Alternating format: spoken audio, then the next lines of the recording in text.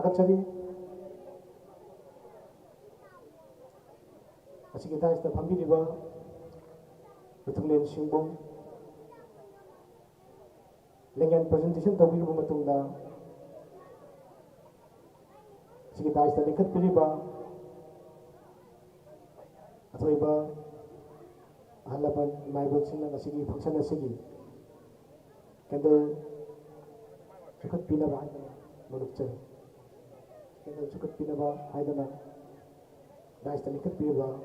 पुनमपुसु कोकनोदा सिंजर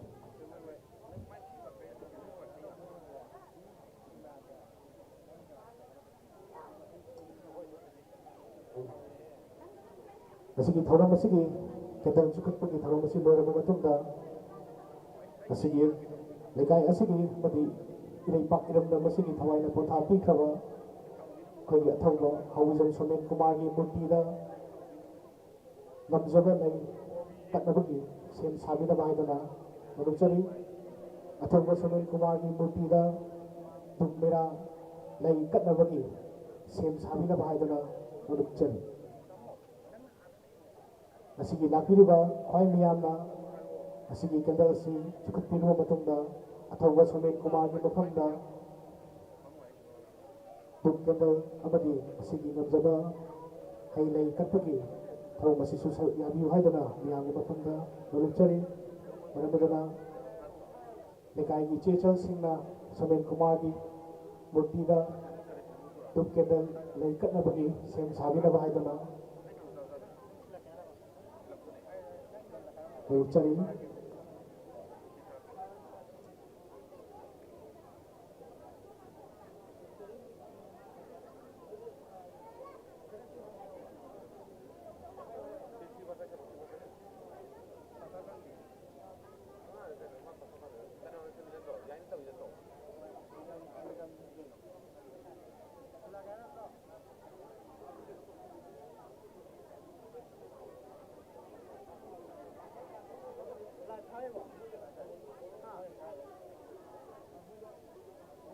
थागतचरी महाजत्रपोइना से अथौबा सोमेन कुमारगी मफमदा लापिरिबा ख्वाइ मियामना दुख कैंडल अमदी लई असि कटपिनबगी तंजा अदुम लौजगे मरमदना असिगी फंक्शन असिबु यावबा लापिरिबा नुसिजरबा मियाम पुनमकु असिगी अथौबा सोमेन कुमारगी लैखिद्रबा मूर्ति असिदा लई कटपिनबा हाइदना मियामगी पुनिंग सिंजरी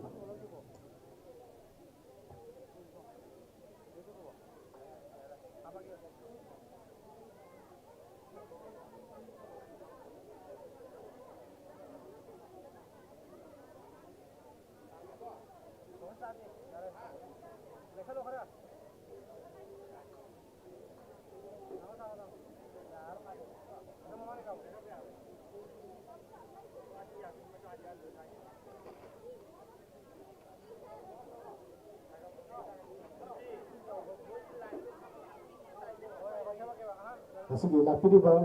माइबेल अहलमन ख्वाइ मियामना लैखिद्रबा अथौबा सोमेन कुमारगी मूर्तिदा लई कटपगी थौरम असिसु यावबिनबा हाइदना मियामगी पुनिंगबु अमुकन सिंजरी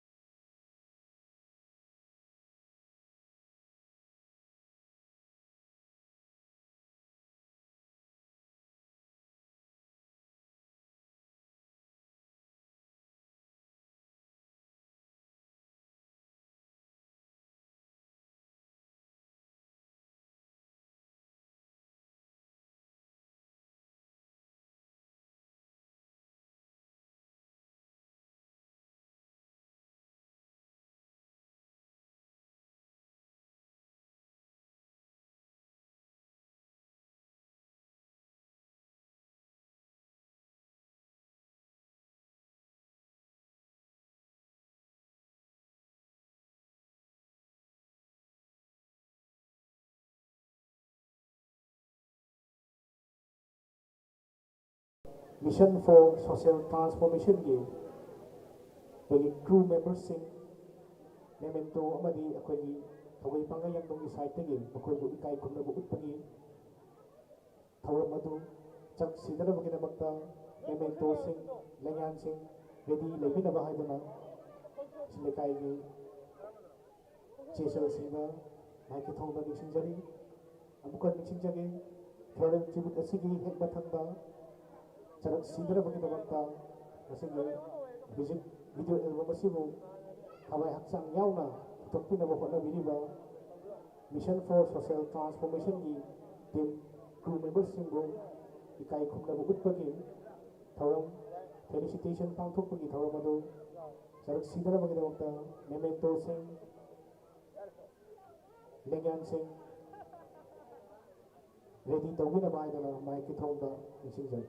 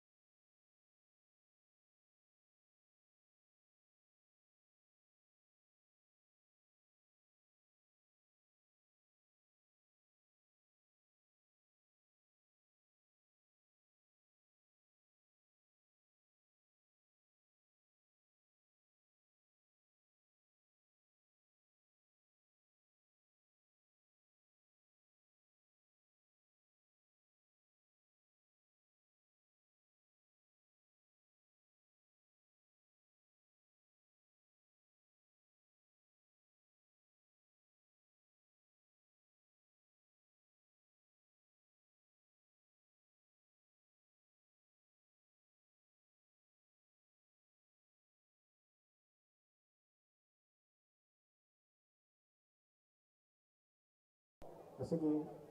mission for social transformation gi team amani maki crew members sing ready oigina ba haidana maiki thongda nupchari loina asigi memento sing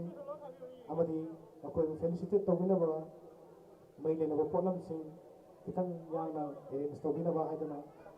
eka asigi ichesal sing dasu abukhan na khangal lamni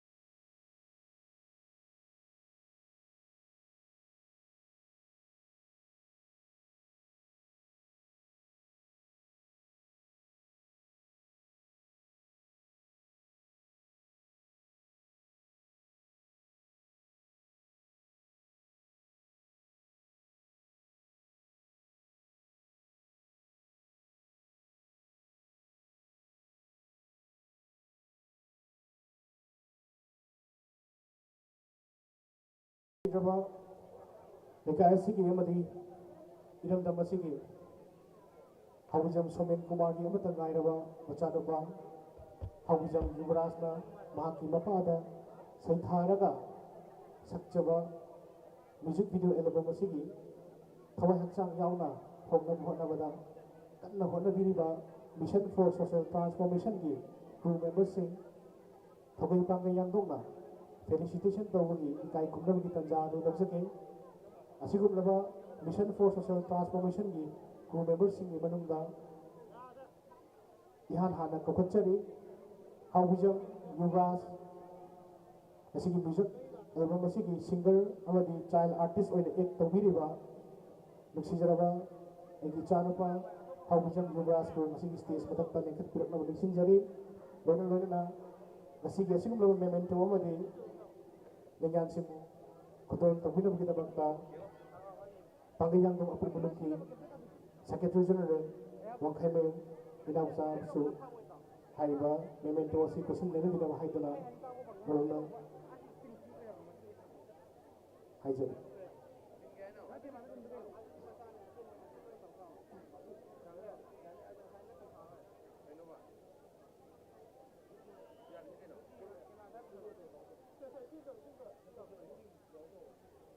Masigi memento asi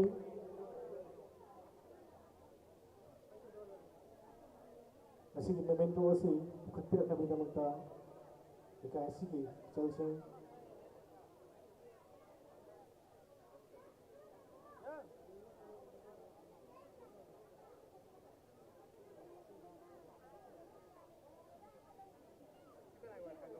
masigi music video album asigi singer amadi child artist hoina ek tawiriba leikidraba athauba Sumin Kumar gi amata pokchaba machanupa haubijam Yuvraj Mathangda sem sadra leibiu child artist Tenzing Moirangcha pikniba angang asibusu haiba music video album asida child artist hoina ek tawibagidamata Tenzing Moirangcha busu stage mathakta kokachari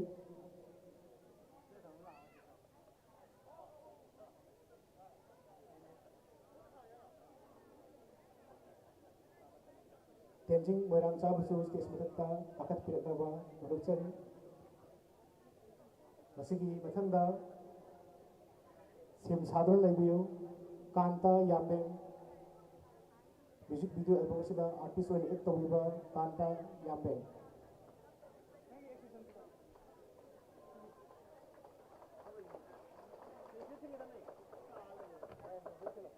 Kanta Yambeng busu stage mathakta kokachari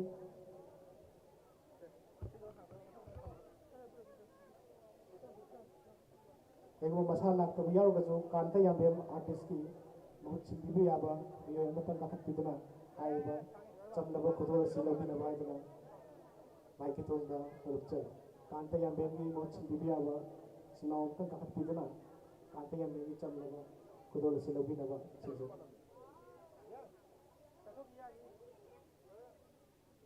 कांटे या बेंगी मतलब दा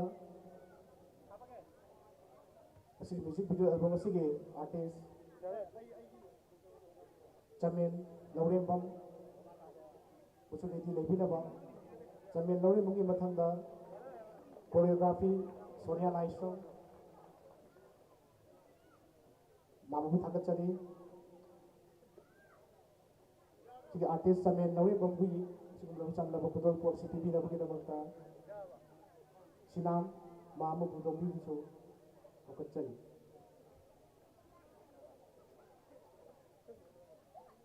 Artist Chamen Laurembam Lakpidra Gasuma ki Agachari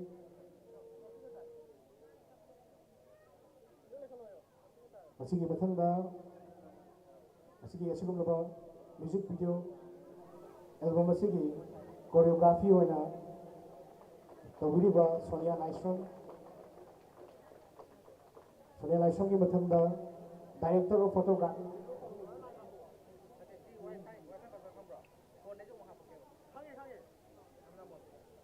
choreography Sonia Laishon Sigi Mathangda director of photography Bung Konjengbam director of photography Bung Konjengbam Ready Lebinaba Nike Thongdan Sinjari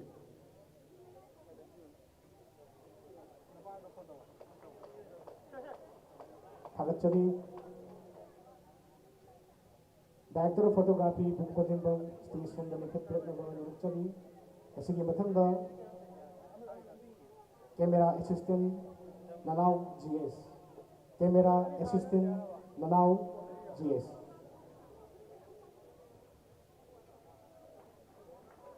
director of photography Bung Konjengbam busu Thagacha Puntukchari Mama thank you camera assistant Nanau GS kusin nana bugidam kokachari wakabam Mama Kogina haiba chamlaba kudan position nana bugidam Mama busu narumna Haijari थागतचरी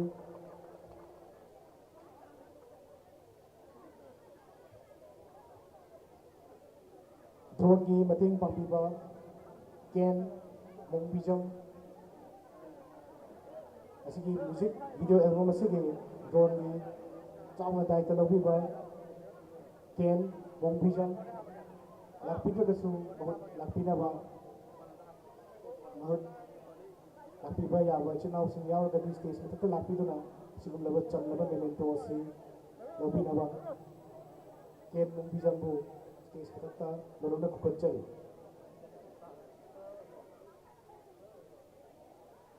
केन मोंगबीजों ये बहुत लाखपीरबा मतुंगा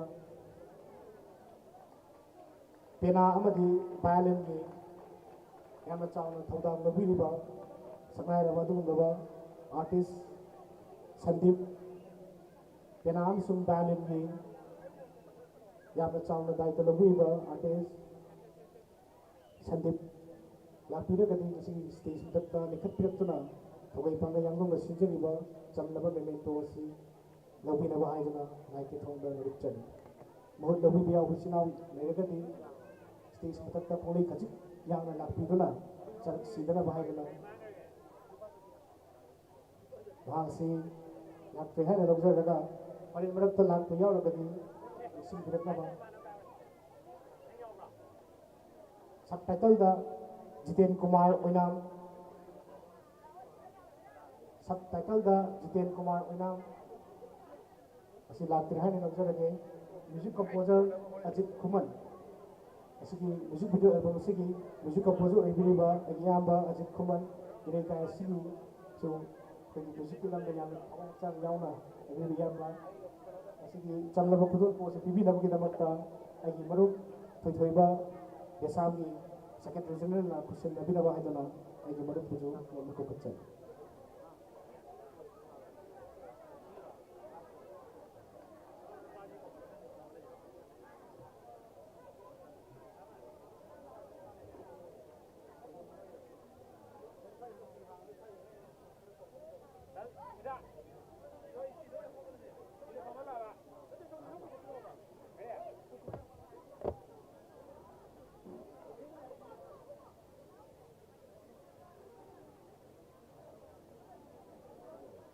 अदुगा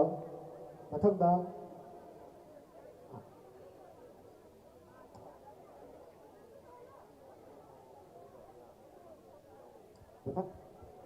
मथंदा music and master हाइबा music album असिदा music and master की थौदांग चावना लौबीरिबा तोपा अहिबा स्टेज मथक्ता मरक थकना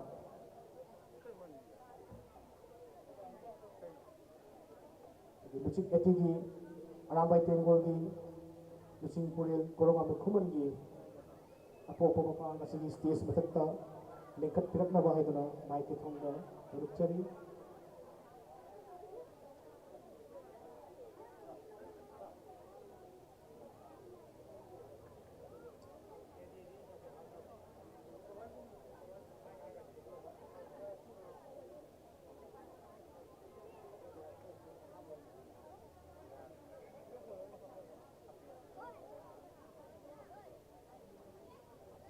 पाबुंग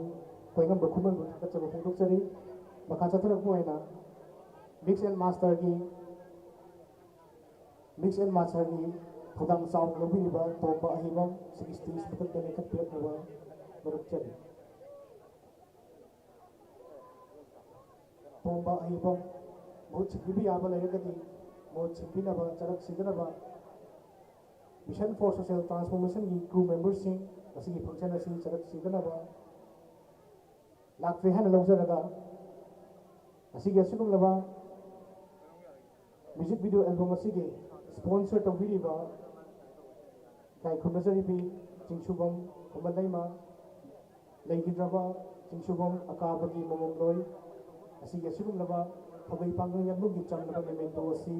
लौबीनबगिदमक्ता मरुपचरी असि मेमेंटो असि पुसनबगिदमक्ता आइगी मरुप थोइथोइबना खुसिनबगिदबा अमुकना मरुपचरी चिंगसुबम खुमलैमा थागतचरी ꯑꯩꯒꯤ ꯃꯔꯨꯞ ꯈꯨꯗꯤꯡꯃꯛꯁꯨ ꯊꯥꯒꯠꯆꯔꯤ ꯊꯦꯡꯛ ꯌꯨ ꯃꯔꯛ ꯊꯠꯅ ꯑꯔꯥꯝꯕꯥꯏ ꯇꯦꯡꯒꯣꯜꯒꯤ ꯂꯨꯆꯤꯡ ꯄꯨꯔꯦꯜ ꯀꯣꯔꯣꯉꯥꯟꯕ ꯈꯨꯕꯟꯒꯤ ꯑꯄꯣꯛꯄ ꯕꯕꯥꯗ ꯑꯩꯈꯣꯏꯒꯤ ꯂꯦꯡꯌꯥꯟ ꯑꯃꯇꯪ ꯈꯨꯗꯣꯜ ꯇꯧꯕꯤꯅꯕ ꯃꯔꯛ ꯊꯠꯅ ꯑꯩꯈꯣꯏꯒꯤ ꯏꯆꯦꯁꯜꯁꯤꯡꯗ ꯃꯔꯨꯞꯅ ꯅꯤꯡꯁꯤꯡꯖꯒꯦ ꯂꯦꯡꯌꯥꯟ ꯑꯃꯇꯪ ꯑꯦꯔꯦꯟꯖ ꯇꯧꯕꯤꯅꯕ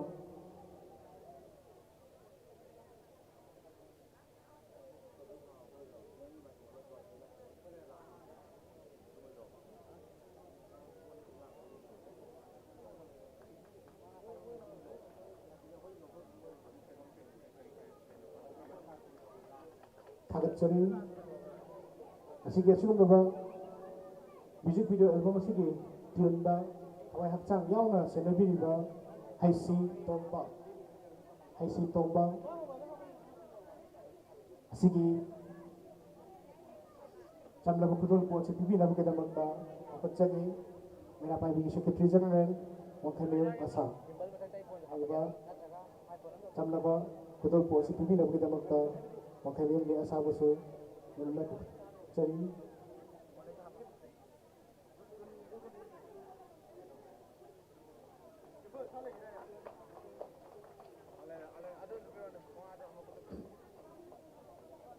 मथंदा को प्रोड्यूसर की एम्पुटिनाउ एलाइस अभिजीत असम शिवसागर दगी लापीबा मरुप एम्पुटिनाउ मागी एलाइस का अभिजीत पाउनम असम शिवसागर दगी लापीबा चिलाउसी हाइबा पगै थगै पंगै यांगदोंना सिगुमलबा चमलबा मेमेंटोसी लबी दमता आइगे मरुपुसु मरुना खुचरी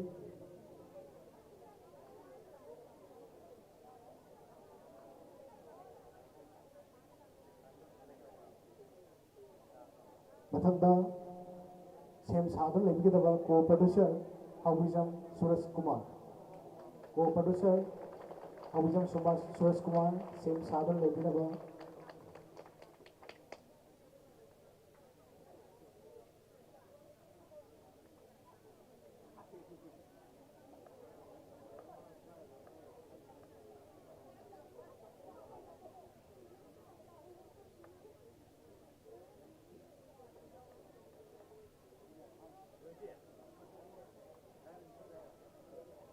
हाउबिजम सुरेश कुमार असिग स्टेज मथक्ता निकट पेटुना सिगुलबा चमलबा मेमेंटो असी लबिनबा हाइदना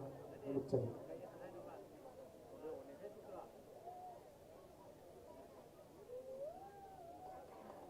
थागतचरी पंगयांगदों मेरा पाइबी जनरल सेक्रेटरी ने असाबसु मुखर थागतचरी मखाचतला कोइना लिरिक्स एंड प्रोड्यूसर यामना वाना होनबिबा आइगी चुनाव लिरिक्स एंड प्रोड्यूसर की थौदांग चाउना लबिरिबा ईशान दुआ अदुगा सिगुमलबा मेमेंटो असी पिबिनबगिदमक्ता कोरोंगांबा खुबन अपोक्पा मपा मियामगी बाबाबसु असी असिगुलबा चमलबा खुदोल पो असी पिबिनबगिदमक्ता आइगी बाबाबसु मरुना खुचरी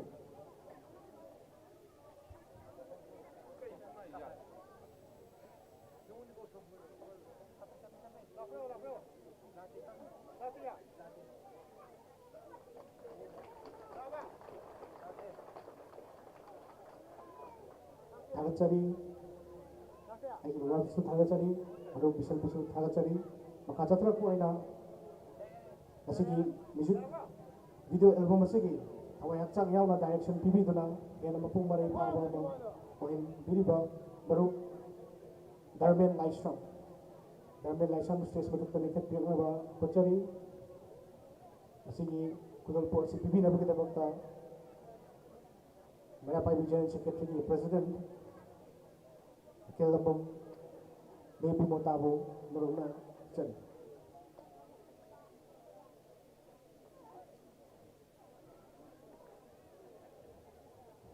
आपी गनी मेरा पाइबी general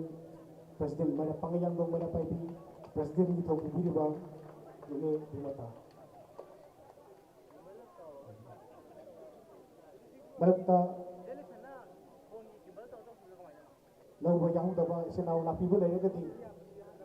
mission four social ꯇ꯭ꯔꯥꯟꯁꯐꯣꯔꯃꯦꯁꯟꯒꯤ crew ꯃꯦꯝꯕꯔꯒꯤ ꯇꯤꯝꯁꯤꯡ ꯆꯤꯊꯕ ꯌꯥꯎꯕꯗꯨ ꯂꯥꯛꯄ ꯂꯩꯔꯒꯗꯤ ꯁꯤꯗ ꯔꯤꯄꯣꯔꯠ ꯇꯧꯕꯤꯅꯕ ꯍꯥꯏꯗꯨꯅ ꯃꯥꯏꯛꯀꯤ ꯊꯣꯡꯗ ꯃꯔꯨꯞꯅ ꯅꯤꯡꯁꯤꯡꯖꯔꯤ ꯃꯤꯑꯣꯏꯕꯁꯨ ꯊꯥꯒꯠꯆꯔꯤ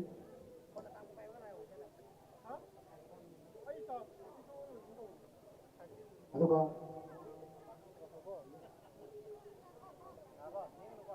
ꯑꯁꯤꯒꯤ ꯃ꯭ꯌꯨꯖꯤꯛ ꯚꯤꯗꯤꯑꯣ ꯑꯦꯜꯕꯝ ꯑꯁꯤꯒꯤ ꯚꯤꯗꯤꯑꯣ ꯅꯝꯕ ꯃꯇꯝꯗ ꯊꯋꯥꯏ ꯌꯥꯎꯅ ꯑꯩꯈꯣꯏꯒꯤꯏꯗꯤꯠ ꯇꯧꯗꯅ ꯁꯦꯝꯕꯤꯔꯤꯕ ꯑꯩꯈꯣꯏꯒꯤ ꯏꯗꯤꯇꯔ ꯌꯣꯏ ꯃꯌꯥꯏ ꯃꯣꯡꯁꯥꯕ ꯑꯁꯤꯒꯤ ꯁ꯭ꯇꯦꯖ ꯃꯊꯛꯇ ꯂꯦꯡꯈꯠꯄꯤꯔꯛꯅꯕ ꯍꯥꯏꯗꯨꯅ ꯌꯣꯃꯦ ꯅꯣꯡꯁꯥꯕꯕꯨ ꯃꯔꯨꯞꯅ ꯄꯨꯈꯠꯆꯔꯤ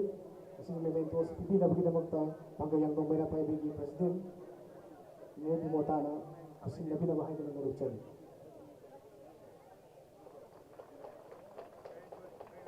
ꯊꯥꯒꯠꯆꯔꯤ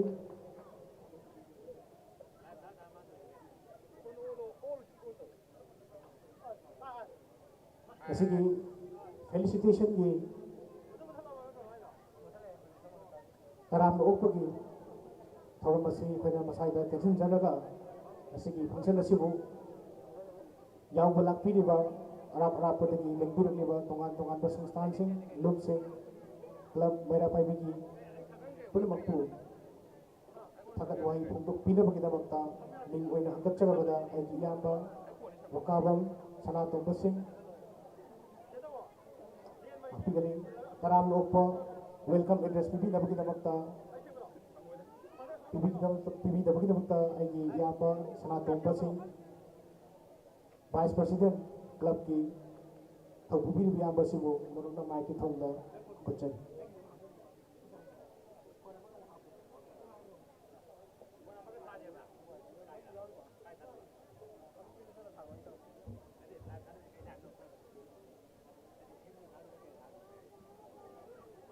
ngasi yaifarabu korong numit nomaijin chechat kunganithoi langbangi kunnipan ba yaifar numit asida khamen lokit thongdok amada imalai ba ko kannabagi langpham amada thawai na pontha pi khraba maru yautre haiba wahi na mahaki aroi wahi oiduna nongna thawai tha khraba athowa hawizam somen kumar gi ngaitum pokchaba mapari hawizam yuvraj na mahaki music video album thonggul linglam हाइना मिंथोनबा असिबु खुसिन्नबगी थौरम असिबु सरुक याबा लेंपिरक्लिबा इकाई खुमनबदा मतिक चारबा मिंगोइना अममंता ओइना पंजद्रगसु ngasiगी dice लेंसिन बिरिबा अथोइबा मिथुंगलेन सिंगु यान हाबा मक्तदा इकाई खुमनबा उच्चबा लोइनना तारामना ओक्चरी अमदि मसिगी इरोइनना ममांग सहीगी Maggi तांग अहुमदगी हौरक्लिबा लान असिदा लानफम मदुदा इमा लेबाकीदमक थवाइना पोंथा पीखरबा अथौवा अथौबीसिंगी मफमदसु इकाई नोरपा फोंदोक्चरी मसिगे इरोइनना ममांग सहीदगी हौरक्लिबा मैतै खुनाइबु मुथतनबा होनरक्लिबा मियोइसिंबु माइथिबा पीनबा लांथेंनबदा अचौबा थौदांग लौबिरिबा अरामबाई टेंगोलगी इचिलिनाउसिंबुसु इकाई खुमनबा उच्चबगा लोइनना हराव तयाम ओक्चरी मसिगे इरोइनना म्यूजिक वीडियो एल्बम असिबो साफोंनबा होनबदा अचौबा थौदांग याबिरिबा फिल्म फोरम मणिपुर अमदि स्पॉन्सर तौबिरिबा social mission for social transformation की प्रोडक्शन टीम अमदि क्रू मेंबर सिंबुसु इकाई खुमनबा उच्चबगा लोइनना तारामना ओक्चरी मसिगे इरोइनना ngasiगी फंक्शन असिबु मपुंग फानबा होनबदा आइखोगी मांदोक सर्विस तौबिरिबा हेम्बा खुराई टेन हाउस असिबुसु हराव तयामना ओक्चबगा लोइनना इकाई खुमनबा उच्चरी मसिगे इरोइ लोइनना हाइरिबा प्रोग्राम असिबु अमुकेना मपुंग फानबा होनबदा आइखोई स्टेज साउंड लाइट सिंबु मतेंग पांगबिरपा मियाम शांति कुमार हाइर खंगबा एन इज साउंड खुंद्रापमबुसु इकाई खुमनबगा लोइनना तारामना ओक्चरी मसिगे इरोइनना ngasi pangthokliba thauram asibu malim sinba thungna yaukhinaba honabada achauba thongdang lawbiriba electronics ki print amadi electronics amadi print media gi ichilinau singbusu ikai khumnabaga loinana taramna okchari masigi iroinana ꯉꯁꯤꯒꯤ ꯊꯧꯔꯝ ꯑꯁꯤꯕꯨ ꯑꯃꯨꯛꯀ ꯍꯦꯟꯅ ꯃꯄꯨꯡ ꯐꯥꯅꯕ ꯍꯣꯠꯅꯕꯗ ꯊꯋꯥꯏ ꯍꯛꯆꯥꯡ ꯌꯥꯎꯅ ꯑꯋꯥ ꯑꯅꯥ ꯊꯤꯗꯅ ꯄꯥꯡꯒꯜ ꯑꯃꯗꯤ ꯋꯥꯈꯜꯂꯣꯟꯒꯤ ꯑꯣꯏꯕ ꯊꯧꯅꯥ ꯂꯤꯡꯖꯦꯜ ꯍꯥꯞꯄꯤꯔꯛꯈꯤꯕ ꯂꯥꯏ ꯒꯨꯔꯨꯒꯤ ꯃꯁꯛ ꯑꯣꯏꯔꯕ ꯏꯔꯩꯀꯥꯏ ꯏꯔꯝꯗꯝ ꯑꯁꯤꯒꯤ ꯑꯍꯜ ꯂꯃꯟ ꯏꯆꯤꯜ ꯏꯅꯥꯎ ꯏꯃꯥ ꯏꯕꯦꯟ ꯁꯥꯇ꯭ꯔ ꯅꯍꯥꯔꯣꯜ ꯈ꯭ꯋꯥꯏ ꯄꯨꯝꯅꯃꯛꯄꯨꯁꯨ ꯏꯀꯥꯏ ꯈꯨꯝꯅꯕꯒ ꯂꯣꯏꯅꯅ ꯇꯔꯥꯝꯅ ꯑꯣꯛꯆꯔꯤ ꯃꯁꯤꯒ ꯏꯔꯣꯏꯅꯅ ꯑꯩꯈꯣꯏꯅ ꯕꯥꯇꯣꯟ ꯑꯣꯏꯅ ꯆꯠꯆꯈꯤꯕ ꯑꯃꯗꯤ ꯆꯠꯄ ꯅꯪꯍꯧꯗ꯭ꯔꯕ ꯑꯇꯣꯞꯄ ꯂꯩꯀꯥꯏꯗꯒꯤ ꯂꯥꯛꯄꯤꯔꯤꯕ ꯏꯃꯥ ꯏꯕꯦꯜ ꯁꯥꯇ꯭ꯔ ꯅꯍꯥꯔꯣꯜ ꯏꯆꯤꯜ ꯏꯅꯥꯎ ꯈ꯭ꯋꯥꯏ ꯄꯨꯝꯅꯃꯛꯄꯨꯁꯨ ꯏꯀꯥꯏ ꯈꯨꯝꯅꯕ ꯎꯠꯆꯕꯒ ꯂꯣꯏꯅꯅ ꯇꯔꯥꯝꯅ ꯑꯣꯛꯆꯔꯤ ꯑꯩꯒꯤ ꯇꯔꯥꯝꯅ ꯑꯣꯛꯆꯕꯒꯤ ꯊꯧꯔꯝ ꯃꯇꯥꯡ ꯑꯁꯤꯗ ꯂꯣꯏꯁꯤꯟꯖꯔꯤ ꯊꯦꯡꯛ ꯌꯨ ꯊꯥꯒꯠꯆꯔꯤ ꯉꯁꯤꯒꯤ ꯑꯁꯤꯒꯨꯝꯂꯕ ꯃ꯭ꯌꯨꯖꯤꯛ ꯚꯤꯗꯤꯑꯣ ꯑꯦꯜꯕꯝ ꯈꯣꯡꯒꯨꯜ ꯂꯤꯔꯛꯈꯤꯅꯤ ꯍꯥꯏꯗꯨꯅ ꯃꯤꯡꯊꯣꯟꯖꯕ ꯑꯁꯤꯒꯤ ꯃ꯭ꯌꯨꯖꯤꯛ ꯚꯤꯗꯤꯑꯣ ꯑꯦꯜꯕꯝ ꯑꯁꯤꯗ ꯃꯇꯦꯡ ꯄꯥꯡꯕꯤꯔꯛꯄ ꯆꯤꯊ ꯅꯥꯟꯊꯍꯧꯕ ꯌꯥꯎꯔꯒꯁꯨ ꯈ꯭ꯋꯥꯏ ꯃꯌꯥꯝ ꯂꯥꯏꯠ ꯁꯥꯎꯟ ꯀꯦꯃꯦꯔꯥ ꯁ꯭ꯇꯦꯖ ꯑꯃꯗꯤ ꯃꯥꯝꯇꯞ ꯆꯤꯌꯔ ꯇꯣꯉꯥꯟ ꯇꯣꯉꯥꯟꯕ ꯄꯨꯛꯆꯦꯜ ꯆꯥꯎꯔꯕ ꯏꯆꯤꯜ ꯏꯅꯥꯎꯁꯤꯡꯅ ꯃꯤꯑꯣꯏ ꯄꯥꯡꯕ ꯄꯨꯝꯅꯃꯛꯄꯨ ꯊꯧꯒꯩ ꯄꯥꯡꯒꯩꯌꯥꯡꯕ ꯑꯃꯗꯤ ꯃꯤꯁꯟ ꯐꯣꯔ ꯁꯣꯁꯤꯌꯦꯜ ꯇ꯭ꯔꯥꯟꯁꯐꯣꯔꯃꯦꯁꯟꯒꯤ ꯃꯥꯏꯀꯩꯗꯒꯤ ꯊꯥꯒꯠꯆꯕ ꯐꯣꯡꯗꯣꯛꯆꯔꯤ ꯃꯈꯥ ꯆꯠꯊꯔꯛꯄ ꯑꯣꯏꯅ ꯉꯁꯤꯒꯤ ꯑꯁꯤꯒꯨꯝꯂꯕ ꯌꯥꯝꯅ ꯆꯤꯡ ꯂꯦꯝꯂꯕ ꯇꯨꯡꯗ ꯋꯥꯔꯤꯅꯗꯨꯅ ꯂꯩꯍꯧꯒꯗꯕ ꯂꯩꯀꯥꯏ ꯑꯃꯗꯤ ꯏꯔꯩꯄꯥꯛ ꯏꯔꯝꯗꯝ ꯑꯁꯤꯒꯤ ꯊꯋꯥꯏꯅ ꯄꯣꯟꯊꯥ ꯄꯤꯈ꯭ꯔꯕ ꯍꯥꯎꯕꯤꯖꯝ ꯁꯣꯃꯦꯟ ꯀꯨꯃꯥꯔꯒꯤ ꯑꯃꯠꯇ ꯄꯣꯛꯆꯕ ꯄꯤꯛꯂꯤꯕ ꯏꯆꯥꯅꯨꯄꯥ ꯍꯥꯎꯕꯤꯖꯝ ꯌꯨꯕꯔꯥꯖꯅ ꯃꯍꯥꯛꯀꯤ ꯃꯄꯥꯗ ꯁꯩꯊꯥꯖꯗꯨꯅ ꯁꯛꯆꯕ ꯏꯁꯩ ꯈꯣꯡꯒꯨꯜ ꯂꯤꯔꯛꯈꯤꯅꯤ ꯍꯥꯏꯗꯨꯅ ꯃꯤꯡꯊꯣꯟꯖꯕ ꯃ꯭ꯌꯨꯖꯤꯛ ꯑꯦꯜꯕꯝ ꯚꯤꯗꯤꯑꯣ ꯑꯁꯤꯒꯤ ꯔꯤꯂꯤꯁ ꯇꯧꯕ ꯅꯨꯃꯤꯠ ꯑꯁꯤꯒꯤ ꯃꯔꯨꯑꯣꯏꯕ ꯋꯥ ꯃꯆꯪ ꯀꯤꯅꯣꯠ ꯑꯦꯗ꯭ꯔꯦꯁ ꯄꯤꯕꯤꯅꯕꯒꯤꯗꯃꯛꯇ ꯀꯧꯈꯠꯆꯒꯦ ꯑꯩꯒꯤ ꯏꯌꯥꯝꯕ ꯂꯩꯇꯣꯡꯕꯝ ꯁꯅꯤ ꯊꯧꯒꯩꯒꯤ ꯑꯦꯛꯖꯤꯀ꯭ꯌꯨꯇꯤꯕ ꯃꯦꯝꯕꯔ ꯑꯩꯒꯤ ꯏꯌꯥꯝꯕ ꯑꯁꯤꯅ ꯀꯤꯅꯣꯠ ꯑꯦꯗ꯭ꯔꯦꯁ ꯄꯤꯕꯤꯅꯕꯒꯤꯗꯃꯛꯇ ꯃꯥꯏꯛꯀꯤ ꯊꯣꯡꯗ ꯃꯗꯨꯛꯆꯔꯤ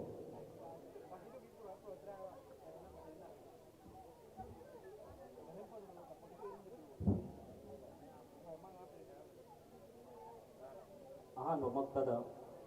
ꯂꯝꯗꯝ ꯑꯁꯤꯕꯨ ꯀꯣꯟꯕꯤꯔꯤꯕ ꯏꯕꯨꯙꯧ ꯇꯥꯡꯖ ꯂꯤꯂꯥ ꯄꯥꯈꯪꯕ ꯑꯃꯗꯤ ꯏꯕꯦꯟꯗꯧ ꯉꯥꯉꯣꯏ ꯀꯣꯟꯖꯤꯡ ꯅꯨꯔꯥꯕꯤ ꯑꯅꯤꯕꯨ ꯏꯊꯥꯅꯨꯡꯗ ꯆꯦꯠꯅ ꯀꯣꯟꯁꯤꯟꯖꯔꯒ ꯑꯃꯗꯤ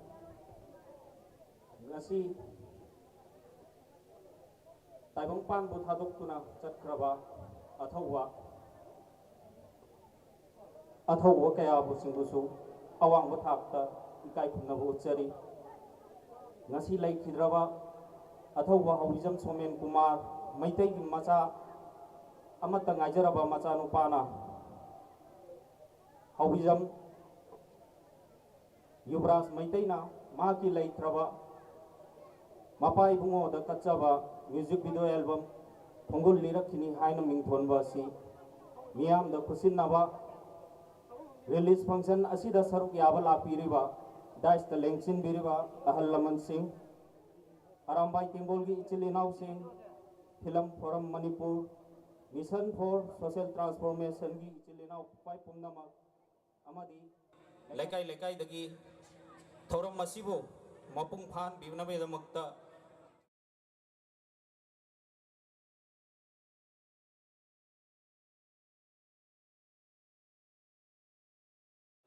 अमदी मिशन फॉर सोशल ट्रांसफॉर्मेशन की टीम का खुसमनदुना पुथुकलिबा खोंगुल लेरखिनी हाइरिबा म्यूजिक वीडियो एल्बम असी ngasi gi khunai asida iraiba ki damakta thawaina pontha bikraba athauba khwai pungna makta laihoriba macha singna imung manung singna amadi laibak miyam singna athauba makhoi singi damakta sungsoi soidana kari gumba kharadi tawpham thoi haibagi wakhalonda yumpham moiraga puthokjaba अदुगुम music video album नि ngasi gi music video album asi puthokna ba hona bada awa aba nuai taba yamna emotional oiba tangkak amadi asida sunata natana leibak miyamna kari hairak dagi haibagi akiba khwai pumna makta phaurak khidaba sunate pumna magasi oiduna su pangai punja miyamna yamna kupna khana jaraba matungda ꯑꯩꯈꯣꯏꯒꯤ ꯇꯧꯐꯝ ꯊꯣꯛꯄ ꯏꯊꯧꯅꯤ ꯈꯜꯂꯗꯨꯅ ꯑꯆꯝꯕ ꯊꯧꯔꯝ ꯑꯁꯤ ꯄꯥꯡꯊꯣꯛꯆꯕꯅꯤ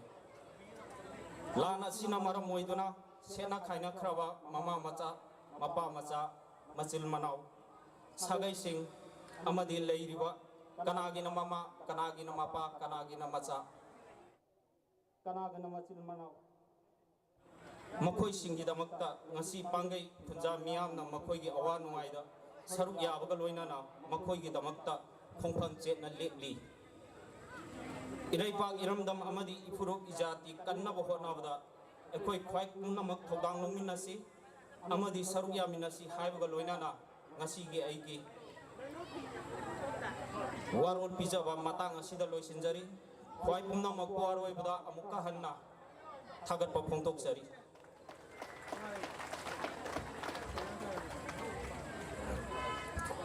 ꯊꯥꯒꯠꯆꯔꯤ ꯃꯔꯝ ꯊꯠꯅ ꯃꯤꯌꯥꯝ ꯃꯐꯝꯗ